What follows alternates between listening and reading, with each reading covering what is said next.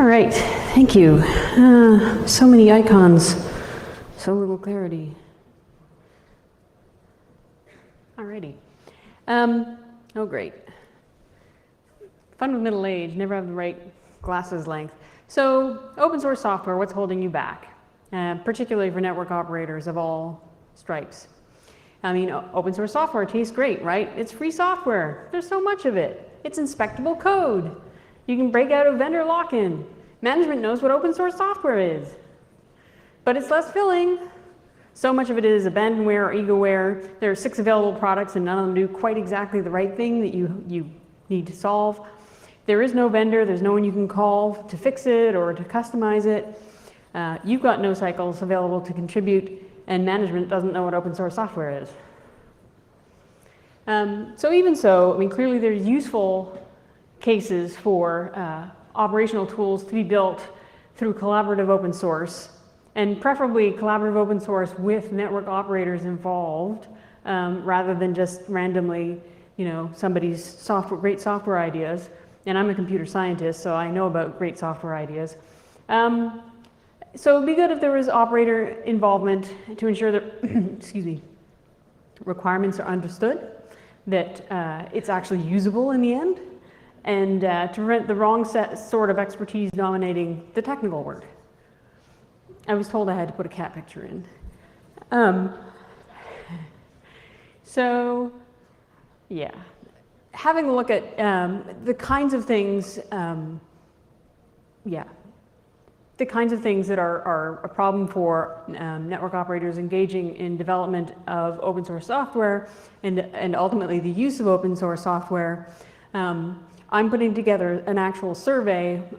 It won't be a scientific survey because I'm not a survey scientist, but it will be at least an informal survey to collect data to understand what kind of problems you might like to have solved through open source software if there were the right fit. And then what are the requirements for and the impediments to actually participating in the development of said software, contributing to the development of it, and or using it ultimately. And those are actually 3 very separate points. So what I'm doing today in a lightning talk is just trying to raise awareness that this survey is coming, but even better, I'm looking for input on what are the things I should be sure to ask about, so that your notion of why you would love to engage in it if you could, but what are your impediments? What are the things I should ask? What should I canvass? And certainly, if you would be interested in taking the survey or engaging in this discussion, that would be great. As I said, I am a computer scientist, so a pointer to somebody who's going to be willing to fill out the survey would be fine.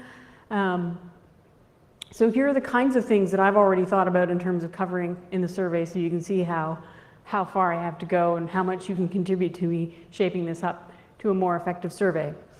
So in terms of the scope of potential open source software, what are the problem areas that should be addressed in your view for open source software?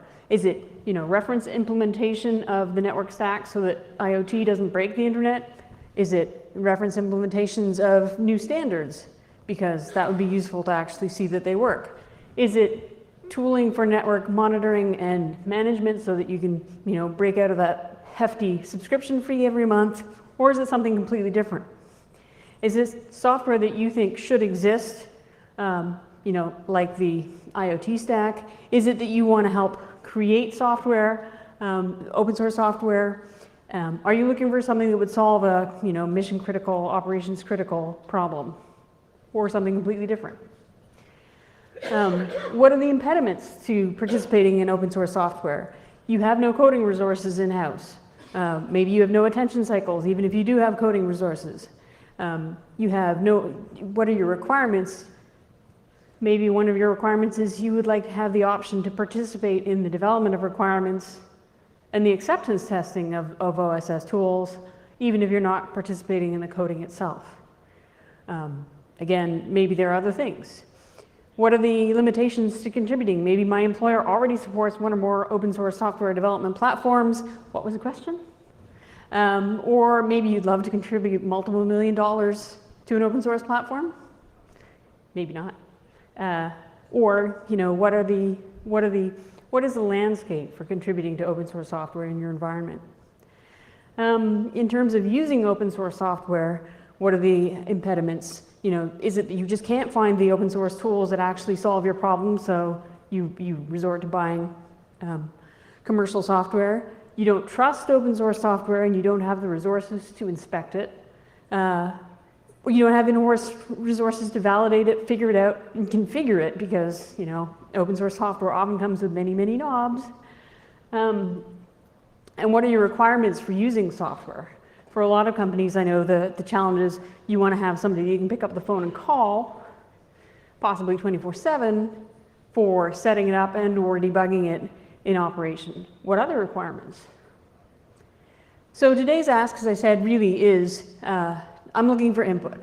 I'm looking on the right questions to ask to gather information and paint a picture of, why are network operators not engaging today in the development and use of open source software? What are the things that could be done to reduce that friction so that we could actually, have more informed OSS developed and used? Just sort of as outlined in the previous slides, it'd be useful to have some input on, what are some of the possible answers and options in those questions on that survey. The survey itself is going to run in the August-September timeframe. I would like it to be August, but I recognize that August is a holiday month for many.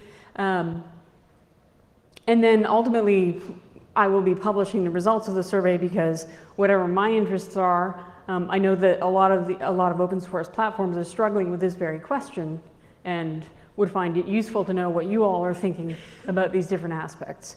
So again, looking for input, you can talk to me now. I'll be around in and out through tomorrow, and or you can drop me a note at thinkingcat.com. And with that, any answers?